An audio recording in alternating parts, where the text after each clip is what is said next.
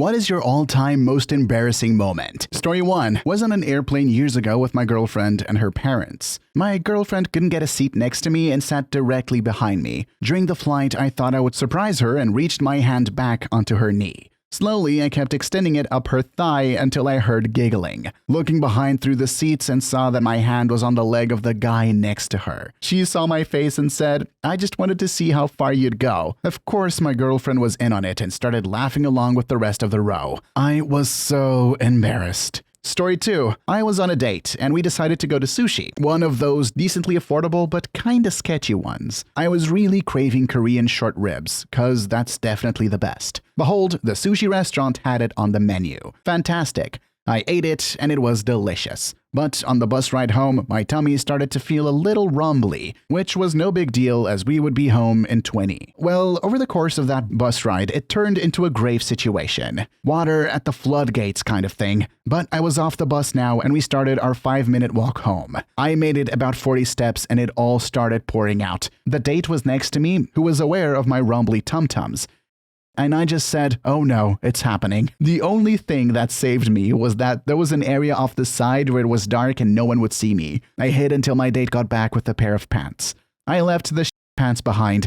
I'm really sorry to whoever found that. I made him swear on his mom's grave that he would never tell anyone. We broke up, and to this day, I still wonder if he kept his promise. By the way, never eat anything other than Japanese food at a sushi restaurant, or you will your pants. Story 3. The number of times I have been misled into thinking someone was trying to high-five me and then going in for it. I've wanted to disappear from the face of the earth every time. Story 4. I had a great day at a water park/outdoor pool, and towards the afternoon, a woman came up to me and whispered in my ear that I have a problem with my swimsuit. I reached behind and noticed a huge gap. The fabric was torn right in the middle, and you could see my white, untanned crack. I was running around like this all day and no one said anything. Story 5. I was at an NFL game and something I had eaten earlier had just wrecked my stomach and left me with horrible gas. Like the kind which clears a room. It is so bad. I was walking up the stairs to my seat mid-game and really had to let one rip. Right then, the crowd cheered and I thought the moment was right. What I didn't realize is that my ass was at the same level as a woman sitting in her seat on the aisle, and I literally farted right in her ear. I looked back at her as she looked at me with shock and disgust. I quickly turned away and climbed the stairs as fast as I could and blended into the crowd. I still think about her from time to time and how horrible that must have truly been for her and just cringe at what an idiot I was. Reply 1. I had something very similar happen to me once. I had just got off the train to work and was strolling up the hill to the office when I felt a pressing urge to let one fly. There was no one around, so I let her rip, figuring it wouldn't be anything too out of the ordinary. But I miscalculated badly. It was a much bigger proposition than I thought it would be. It was enormous, loud, raucous, and a true dog frightener. I was just in the process of congratulating myself on birthing such a monster without even breaking stride when a small woman, all dressed for the office, went hurrying by, her stilettos tacking on the concrete path. The realization didn't really hit me for about 5 seconds, but she would have been only a pace or two behind me when I let fly, and she was obviously hurrying to put as much distance between me and her as humanly possible. Oh God, I was so bloody embarrassed. I ducked into the nearest doorway and let her get a good 100 meters up the road before I continued on my way. Story 6. The night I turned 21. I was in Vegas with my mother, older sister, and her husband. I turned 21 technically a few minutes prior, and because we had just gotten out of a show, we walked inside the nearest bar to the theater, which happened to be a loud, packed, jungle-themed bar called Kahunaville. My family walks up to the bartender, points to me, and proudly proclaims that it is my 21st birthday, expecting some kind of special treatment. The bartender visibly rolls his eyes and takes our drink orders without saying anything else. We were so turned off, but figured we could at least celebrate my first legal drink, and then go somewhere else more welcoming. After a few minutes, everyone has their drinks except for me. The bartender stands up on top of the bar top and has a microphone. He gets the attention of the crowded bar. "Excuse me, I'd like to let everyone know that it's this young lady's," points at me, "21st birthday." The whole bar erupts. Super embarrassing, or so I thought. until the bartender takes a seat on the bar top with his 2 feet resting on top of 2 bar stools and his legs spread facing me. He turns around and pulls out a huge drink in a large hurricane glass, complete with a long banana sticking out of the top of it. Needless to say, there was no straw.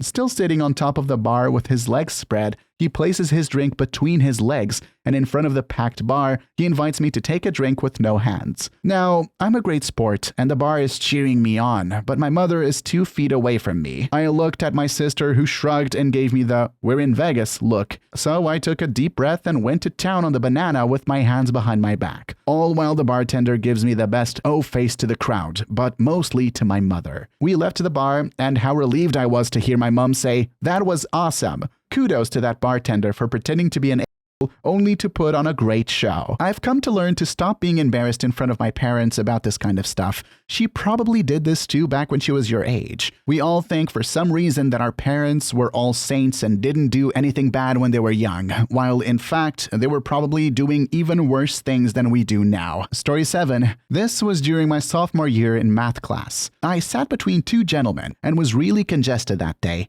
and thus pretty tired at the same time. I was resting my head in my hand and hunched over my math book when I felt a sneeze coming. I went to lean back, but apparently didn't move quick enough when the force of this sneeze sent my face hurling into my desk. My head smacked the desk so hard that I bounced back up like a basketball. At that point, I was just dizzy and like, Meanwhile, the 2 guys next to me just completely lose their shit. The one on the right is howling with laughter. The one on the left has his face in his hands and is snorting.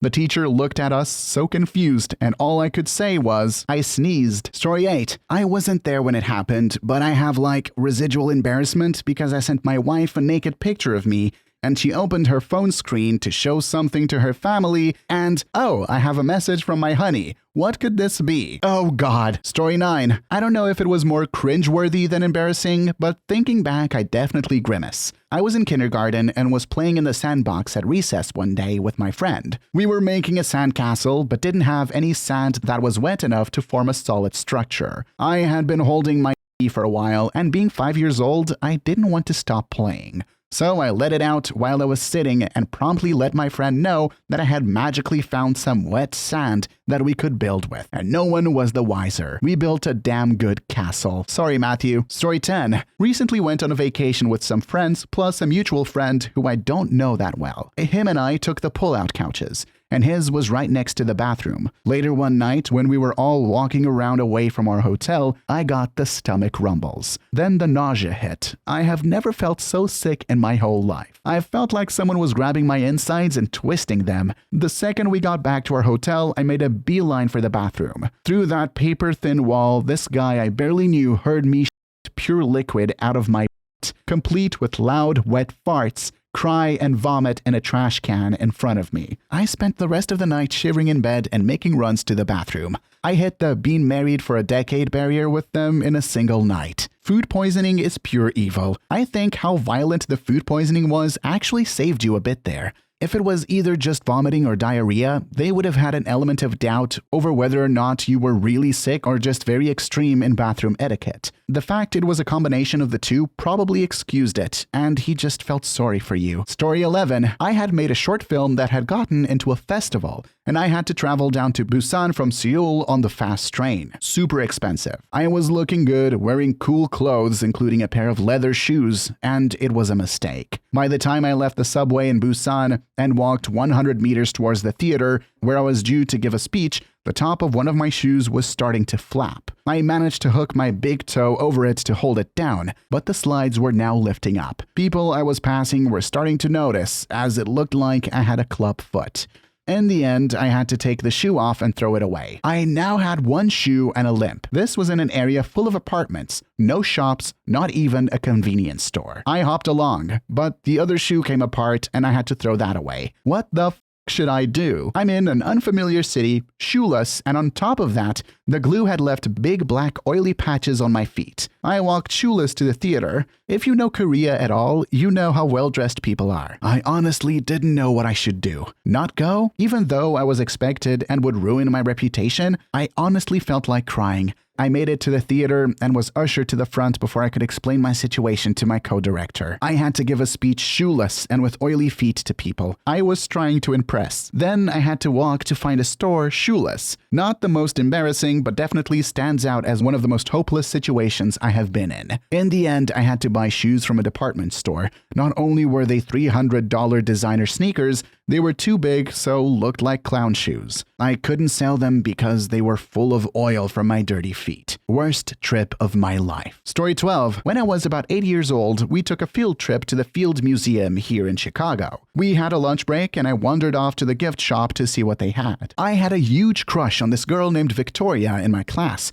and I saw this ladybug ring for a couple of dollars. I knew she liked ladybugs, and I had money my parents gave me to buy something at the shop, so I decided to buy the ring and give it to her. I was really nervous and kept waiting for the right time to do it. I eventually decided to just go for it and walked up to her near the end of the trip. She was with some of her friends, which made me more nervous, but I found the courage to do it. She looked at the ring and laughed. Her friends joined her, and she then tossed the ring in the trash. I was completely devastated and tried hard to hold back my tears. Even though I'm over it now, that completely f***ed my confidence with girls for a long time. Looking back, I may have embarrassed her too, giving it to her in front of her friends, which is why she reacted that way. But whatever the case, it's probably the most embarrassing I have been in my life. Story 13. I still think of it when I walk into the offices at work. Usually when I arrive, there's nobody there, and I go ahead and do my thing. Walked into work, music blasting out of my earbuds,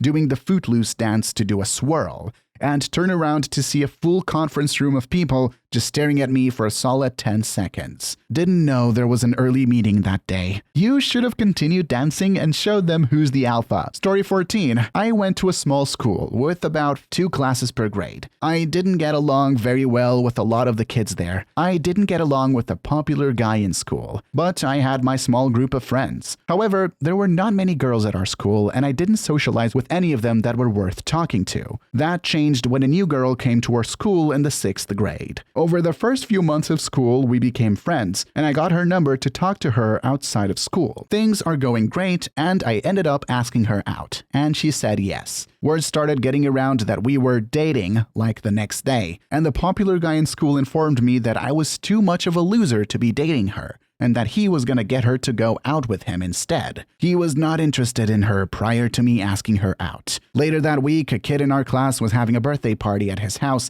and everyone in school was invited. I didn't like the kid, so I planned on not going. I asked my new girlfriend if she was going to go, and she said she wasn't going either, so we planned to talk on the phone that night. She called me later that night to chat. I don't remember the whole conversation, but I do remember her asking questions about why I liked her and why I asked her out, etc. At some point, she informed me that she didn't want to go out with me anymore. She was going to go out with the popular guy in school. Right then, I heard the laughter of practically everyone in our class, but most of all, I could hear the obnoxious laughter of the popular guy in school. She had called me from the party with our whole class listening to the call to ask me why I liked her, just to let me know she was going to date the popular kid instead of me. I've had a lot of embarrassing moments in my life, but nothing quite compares to that. Please leave your story down below in the comments. I would absolutely love to make a video about them in the future, and also don't forget to like and subscribe. Until next time, Tony's fam, peace out.